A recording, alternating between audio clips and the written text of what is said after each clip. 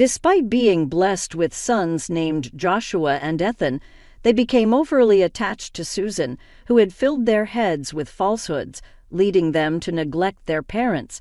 Sometime after Susan, Joshua, and Ethan were kicked out of the house, George passed away suddenly. When I informed Joshua over the phone, his response was unbelievable. "Your dad passed away. Leave the funeral stuff to you, Mom. I don't want to see the face of someone who kicked us out. Yeah, and we're having a great time here, so don't bother us. Just tell the relatives we can't make it because of work or something." I was dumbfounded. A week after the funeral, I received a letter from George addressed to me. When I opened it, it read, "Please read this without our sons finding out." As I read on, I was overwhelmed with emotion. Susan, who had trampled over our family life with dirty shoes, and Joshua and Ethan, who refused to attend their father's funeral. I won't let it end like this. My name is Alice, a 54-year-old housewife and full-time employee. I met George at a welcoming party for new employees at our associated companies. Despite being a light drinker, I couldn't refuse the alcohol offered to me and ended up feeling sick from drinking too much. As I shrank into a corner seat, looking for a chance to leave, George noticed me, struck up a conversation, and arranged a taxi for me. Later, I took a day off to thank him at his office. He was surprised to see me during his break. "Coming all this way just to say thanks? You're really conscientious." We became friends, started dating, and eventually got married. Both of us, George, who grew up in a complex environment, and I, who lost my parents as a child, longed for a warm family. We were sure that we could be happy together, but living together brought unexpected turmoil due to George's sister, Susan. Before the wedding, I tried to greet Susan, but she was too busy to meet, so our first encounter was at the wedding. Since George's parents had passed away, it was a simple ceremony with friends and relatives. Susan stood out in various ways, wearing a pure white dress that emphasized her cleavage at a wedding and sporting heavy makeup like a stage actress. She reeked of perfume. I tried not to show my disgust, but Susan either noticed or didn't like me from the start. She didn't greet me and mocked me. "George, couldn't you find someone better at your workplace? Such a plain Jane as a sister-in-law is embarrassing. Come on, sis, well, maybe she suits you. Mr. Super Serious." George looked ready to confront Susan, but a sibling fight on the wedding day seemed like a bad omen. "I'm fine. Let's go and prepare." I forced a smile and led George to the staff. That was our terrible first impression, but I didn't think much of it, expecting to meet only at occasional family events. However, the situation soon took a drastic turn. After a short marriage, due to her husband's infidelity, Susan unexpectedly moved in with us. "My ex left, and I want to move out too. Our parents sold their place when I got married, so I can't go back to my parents. Can I stay at George's place for a while?" George was visibly frustrated with Susan's call. "Seriously, why don't you rent an apartment? You got a lot of alimony, right? Just let me stay until I find a nice place. I want to take my time choosing, not settle for some rundown house like you guys. But 20 years old, really. Even if it's got a yard and a garage, I wouldn't want it. It's earthquake reinforced and remodeled. Just rent a weekly apartment. Kidding? You're so serious. I'll be there this weekend. My lease is up." In the end, Susan showed up with her stuff and settled in without asking. The main problem was her lack of awareness that she was being taken care of by us. Susan acted like it was her own house, causing George and me considerable distress. Susan would go out every night, sleep in until the afternoon, and then spend the rest of the day lounging on the living room sofa, playing with her phone or mindlessly watching TV. This routine would continue until she went out again after dinner. I sometimes took a day off and stayed home, so I know this was her daily routine. When I would come home tired in the evening after a full day's work, Susan would ask me in a dissatisfied tone, "Hey, is dinner ready yet?" "How long till it's done?" "In about 30 minutes." That long. "Hurry up, will you?" She would also make snide remarks about my cleaning, saying things like, "You're not very good at this," or "You're cutting corners." "I share the cleaning duties with George, you know. He's tired too." "As a wife, you should be doing all the household chores." I didn't want to complain to George about Susan and worsen their sibling relationship, but he eventually noticed my growing unhappiness. When George asked, and I told him about Susan's behavior, he became furious. "Listen, Susan, don't you dare overstep your boundaries. You're just a guest here." "Oh, I'm just stating the obvious," Susan replied nonchalantly, "and start contributing to the household expenses. I'm still in shock from my husband's cheating. How can I work in this state? And you want to charge me? You can afford it with a $100,000 alimony you got. You have enough money to buy clothes and go out drinking. I don't need my brother telling me how to spend my money." With Susan acting like this, both George and I were exasperated. My dream of a happy married life had turned into a nightmare because of Susan. George and I had wanted kids soon, but perhaps due to the stress over Susan, it just wasn't happening. We were discussing getting checked when I discovered I was pregnant in our 4th year of marriage. Tears of joy streamed down our faces.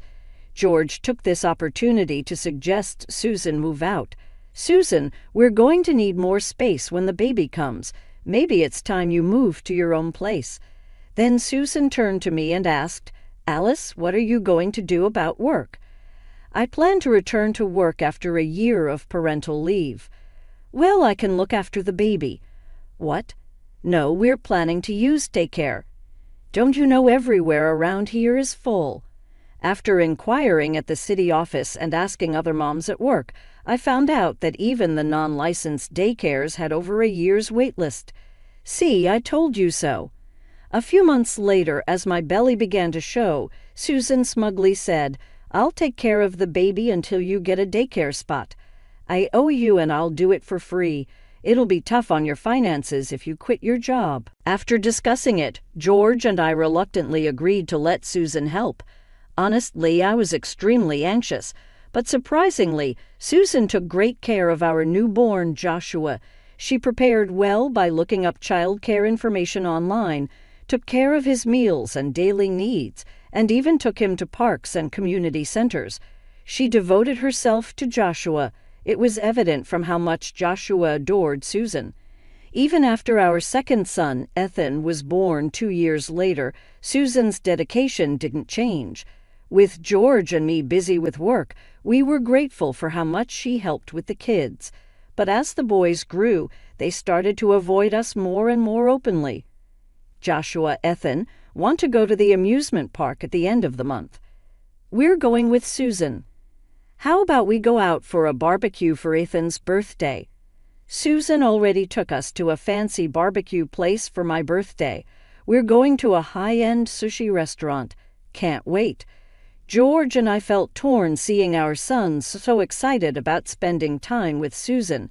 Even after Joshua and Ethan started elementary school, we were grateful to Susan for spending time with them on our workdays.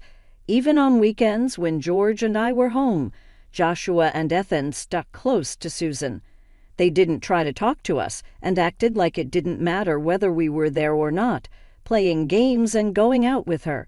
Things got worse as Joshua got older. He would blatantly show his displeasure, ignore us, or even click his tongue when we tried to talk to him. Once, Joshua started eating while playing on his phone, and when I reprimanded him, he glared and snapped at me, "Shut up, old lady." For a moment, I couldn't believe my ears. Man, it would have been great if Susan was our mom. She always gives us money and takes us places. Yeah, totally. Being born to parents like ours was a total bust. I was shocked by their words, but tried to stay calm as I responded. Susan doesn't work, despite being healthy. She doesn't contribute financially and just spends her ex-husband's alimony. So what? That's a lifestyle to aspire to, Joshua said, looking dreamy, but like Susan raised us right, complaining about her seems weird. Yeah, you guys didn't really want kids, did you? What? No, George and I always wanted kids. Susan offered to help until we found childcare. I was desperate in my denial. I can't believe you'd say that to me. Joshua smirked at my choked voice. You guys are always so annoying, telling us to do homework, saying we play too many games.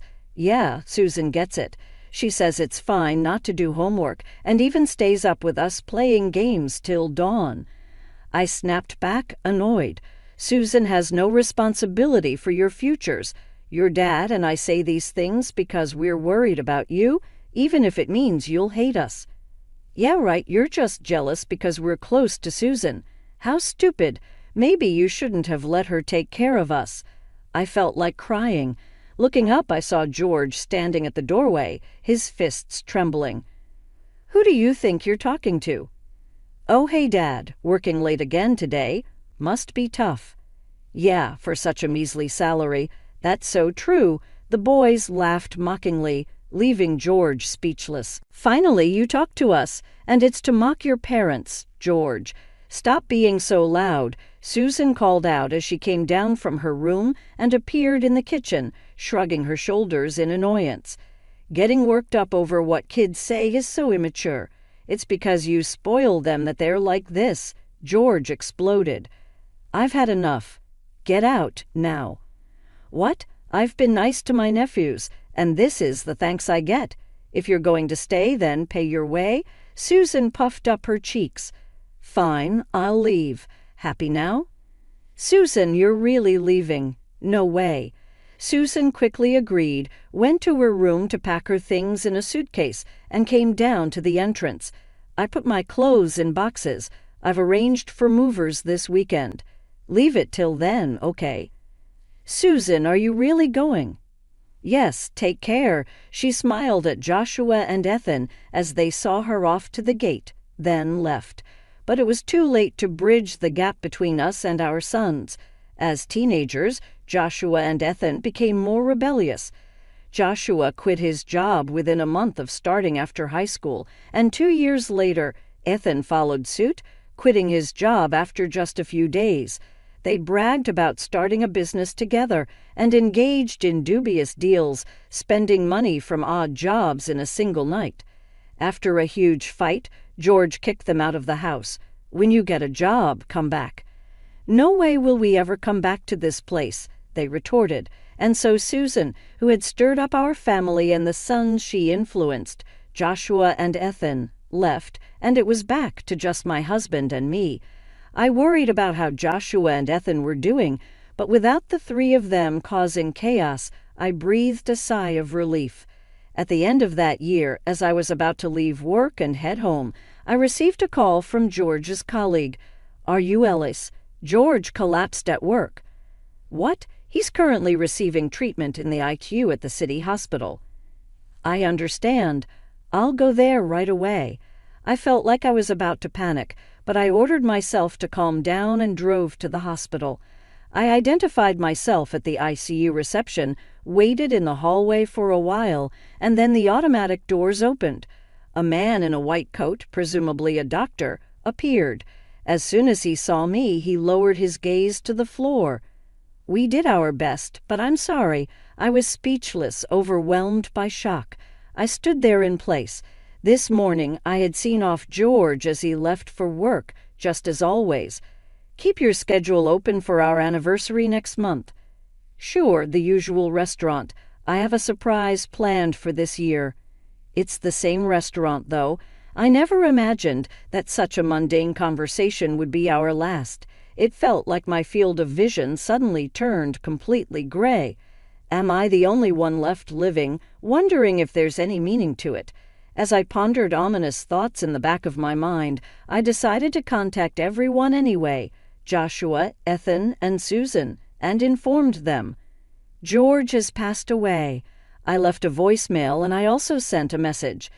That night I received a return call from Joshua amidst cheerful music and chatter in the background. It seemed like he was having dinner at a restaurant. Joshua, your father has... My voice trembled as I spoke, and Joshua replied with a half laugh. The funeral and stuff, I'll leave it to you, Mom. Someone who kicked us out like that, I don't even want to see his face. Yeah, we're having fun here, so don't bother us. Oh dear, George really made himself unpopular, didn't he? I could hear Susan chuckling in the background. Just tell the relatives we're absent because of work. Say hi to them for us. Wait just a minute. I stood in shock for a while, holding the phone. Are these people really George's sister and sons? Filled with emptiness, I knew I had to proceed with the funeral arrangements. I contacted George's relatives and the funeral home. We always use and arranged a family funeral. The sudden farewell felt unreal, and I couldn't shed a tear during the funeral. However, as normal life resumed, the reality of losing George hit me repeatedly. While preparing dinner, setting up to record a TV drama we used to watch together, making coffee, I'd inadvertently prepare for two or start talking to him, and then realize George was no longer there, and I couldn't stop the tears. A week after George's passing, I was watering the flowers in the garden when the mailman's car arrived. I took the mail and went inside. Among the direct mail, I found an envelope addressed to me and was instantly taken aback. The distinctive handwriting was unmistakably George's. With a rush of emotion, I opened the envelope. First, it explained why I was receiving this letter. I entrusted an old friend to post this in case I passed away. Then, after a heartfelt message of gratitude for the years we spent together, there was a line that caught my eye. Please read this without our sons finding out. My heart swelled as I continued reading the letter. I felt a warmth in my eyes, realizing George had seen how much I worried about the kids. I wiped my tears and made a decision. I had to respond to George's feelings. Susan, who had trampled on our family without care, and Joshua and Ethan, who refused to attend their father's funeral. Just you wait. I won't let it end like this. I immediately took action. George's letter said there's a package for you in a safety deposit box at the bank near the station. Use the enclosed key to retrieve it. I leave the rest to you, Alice. Using the address in the letter, I went to the bank and entered the safety deposit box room beside the ATMs. Following the instructions nervously, I inserted the card into the slot. After entering the PIN, a square part of the table opened, revealing the safety deposit box George had rented. I used the key to open the box and check its contents. Sure enough, everything George mentioned in his letter was there. I put them in my bag and left the bank. Later, I invited Susan, Joshua, and Ethan to my house. I wanted to share George's inheritance with everyone who was important to him. With that excuse, all three of them came eagerly. Without a doubt, the word shameless fitted them perfectly, skipping the funeral but wanting the inheritance. How audacious could they be? Susan, who couldn't wait while I was making tea, blushed and started talking. That stingy, low-earning George had an inheritance, huh, Susan? Maybe he had hidden assets because he was stingy. Thinking about it, being stingy might not be so bad. I wonder if he transferred his inheritance to some account. Anyway, I'm excited. Then Susan smiled at me. You did the right thing letting your sister-in-law know. Well, I suppose Mom stopped beating around the bush. Is Dad's inheritance jewels? Maybe gold bars. As the three of them fidgeted, I smiled. Before that, please listen to this. I placed an IC recorder in George's cell phone on the dining table, which made Joshua, Ethan, and Susan look puzzled. Dad's cell phone, and what's this, an IC recorder, right? The kind used for investigating affairs? I've seen it on TV. Wait, did Dad? Joshua started laughing crudely, but his face stiffened as soon as I pressed the play button on the phone. Joshua's voice came through, talking to a friend on the phone.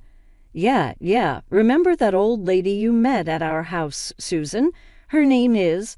Joshua was speaking in an obviously cheerful tone. She wears so much makeup and clings to me, calling me Joshua dear. It's gross, but she'll hand over money if you flatter her, you know. There's a use for fools and old ladies. In front of a frozen Joshua, Susan's face turned into a picture of fury when I stopped the playback. Susan asked in an angry voice, "What was that, Joshua?" "I don't know, stranger maybe, or did Dad record that voice?" Joshua tried to play dumb, and Susan yelled at him. George was too tech illiterate to do something like that. "Oh, I just remembered something I've got to do. I'm leaving," Joshua said, while Susan and Joshua were arguing. Ethan tried to sneak out, so I promptly presented the second recording. "How much money did you get from Susan?" $22,000. "Damn, I only got $10,000. What did you do?" "Gave her a bouquet of roses and a high BR bag for her birthday. Maybe I'll give her a fake brand. She can't tell the difference." "Yeah, you're right." Joshua and Ethan laughed.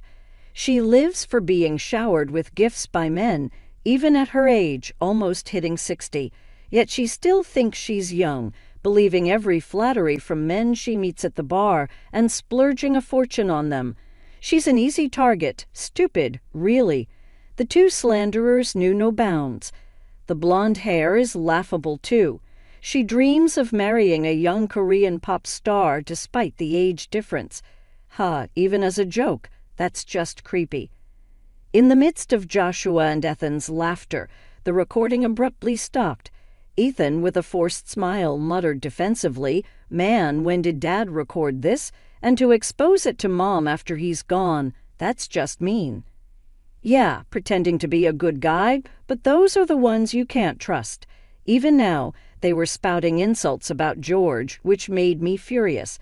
As I was about to speak, Susan shouted at them, "You dare mock people who do you think raised you since you were kids? Don't mess with me. See, that's what's so annoying about you, always acting like we owe you." "Exactly, doesn't it feel empty saying that?" laughed at by Joshua and Ethan. Susan's ears turned red with anger. "Now it's your turn, Susan. Having a favorite bar to go to? That's quite nice, isn't it?" As I reached for the IC recorder, Susan's face tensed up. Without hesitation, I pressed play. First, lively music, clinking glasses, and a man and woman talking. Then Susan's high-pitched voice overlapped. "That's right. I've had my nephews wrapped around my finger since they were little. Filled their heads with all sorts of nonsense about their parents. Kids are easy to manipulate. Oh, Susan, you're so clever," praised by the man. Susan spoke proudly. "I'm single. I need them to take care of me in my old age. Look at my nephews. Handsome, right? True, they look like models or pop stars." Impressed, the host grew more talkative. "I dream of my nephews feeding me, taking me on amusement park dates, even changing my diapers in the future." "Oh, wow, going into a facility? No way. If I'm going to be looked after, it's by handsome men only. Can't wait." I stopped the playback and looked at Susan with Joshua and Ethan's piercing gaze upon her. Susan turned away, so both my brother and his wife had nasty hobbies, recording such things secretly while gallivanting around so much. "I heard from relatives and got curious. After all, alimony from your ex-husband should have run out after 20 years, yet you remained unemployed, so I hired a private investigator to look into your background." I explained, and this is what was recorded. "Susan, you really are quite a character." "No, not funny at all, creepy old lady. What do you think of us?" As the sons cringed and hugged themselves, Susan's eyes narrowed in anger. "Shut up. I did indeed dote on you, spent my precious time and money. What's wrong with expecting something in return?" "Spent money." "Oh, you mean this?" I spread a bank book on the table, making Joshua and Ethan's eyes sparkle. "Oh, is this finally the inheritance?" "Well, sort of." I made a suggestive remark and looked at Susan, who was sweating coldly. This time, her face betrayed a desire to flee at the first opportunity, her eyes darting around as if seeking an escape. I addressed Joshua and Ethan. "Remember what I told you before? George had cut ties with his father before we got married." "Yeah, I remember," Joshua nodded. "Our grandfather, Dad's father, didn't work seriously despite being wealthy. He relied on the family fortune and racked up a huge debt." Yes, that's right. George's mother worked herself to death paying off those debts, right, Susan? Yes, I cut ties with him too after becoming an adult, though I did attend his funeral. Susan nodded. So, afterwards, the inheritance George received from wealthy relatives, he kept it a secret and deposited it in an account for you three, I explained. Huh? We never heard about this. If there was money, why didn't he tell us? Joshua asked. He planned to proceed with the inheritance once you started working seriously, but before that, someone used it without permission, I said. Joshua and Ethan simultaneously turned to look at Susan. No way, Ethan gasped. Yes, Susan had been taking George's bank book and seal without permission during his lifetime and withdrawing money. The two apprehensive looked at the bank book and recoiled. $200,000 down to $10 in 1 year. Hey, what did you spend it on? Well, this guy convinced me there was a great investment opportunity. I thought I could double it and pay it back. I just borrowed it, that's all. Susan wriggled as Joshua and Ethan exploded in anger. Don't joke, that was supposed to be our money, Joshua exclaimed. Just $200,000, and you're making a fuss, considering the effort I put into raising you. You should be giving it to me for free, Susan retorted defiantly, causing Joshua and Ethan to bristle with anger, veins popping on their foreheads, ready to pounce. But that's not all. Susan, I sighed, spreading Joshua and Ethan's bank books on the table. You both started working right after high school, so the college funds were left untouched. I was going to give it to you once you started working seriously, but this too was meddled with. Seeing only pennies left in their accounts, Joshua tore at his hair in frustration, and Ethan almost cried. "Dan it, woman, what you're doing is criminal," Ethan exclaimed. "Yeah, we'll sue you," Joshua added. "Don't be silly, it's called family theft, and doesn't count as a crime when done by a relative." Susan crossed her arms and legs, laughing irritatingly. "I'll pay it back someday, maybe in the next life." "Oh, you can be charged for it. That's why I called the police earlier." At my words, Susan's eyes widened in shock. Huh. Indeed, relatives living together can't be charged for crimes, which is why George kicked you out, planning to report you. Dumbfounded, Susan asked me in disbelief, "You betrayed your husband's sister." "Well, yes, that's what happened." "Huh, really? Unbelievable. After all I've done for you, how ungrateful." "Who's ungrateful here?" I yelled back, silencing the room. I glared straight at Susan, unleashing my fury. "Because of you, our family is a mess. It's beyond repair. What are you going to do about it?" "Overreacting much?" Susan shrugged. "I should have never trusted Ed. I should have kicked you out sooner." Then Susan turned to Joshua and Ethan, spreading a sinister smile across her face. "I wanted to be a mom. Since I couldn't become one, I thought I'd take your mom away from you too, out of spite." Joshua and Ethan looked terrified. "Are you okay in the head? Just stay away from me for good." "That's a problem. I came today to borrow money from you." Susan smirked. "We're family, so we should help each other in times of need, right?" "Yeah, right, Mom." Suddenly, Joshua and Ethan, who had been furious moments ago, put on a smile. "Actually, we're broke too. Got fired for talking back at work, for taking a little unscheduled break. They're so arrogant," Ethan and Joshua complained bitterly. I felt a headache coming on. "Getting fired is what you deserve." "Why?" "Yeah, we got kicked out of our apartment," Joshua casually revealed. "Didn't pay the rent, so we'll stay here for a while. That's okay, right? And cover our debts. Once we're debt-free, we'll start working seriously." "Can't you lend us about $40,000? You're working after all." Faced with their brazen request, I felt a rush of anger. "Don't mess around. I have nothing to lend to heartless sons who skipped their father's funeral." I vehemently refused. But they persisted. "Please, Mom, if you keep this up, I'll report you to the police too. Don't ever set foot in this house again. Just then, a police car's siren stopped in front of the house. Susan, trying to escape in a panic, ran into the police officers at the front door and was quietly taken away. "Dan, are we going to get arrested too? Let's just get out of here for now."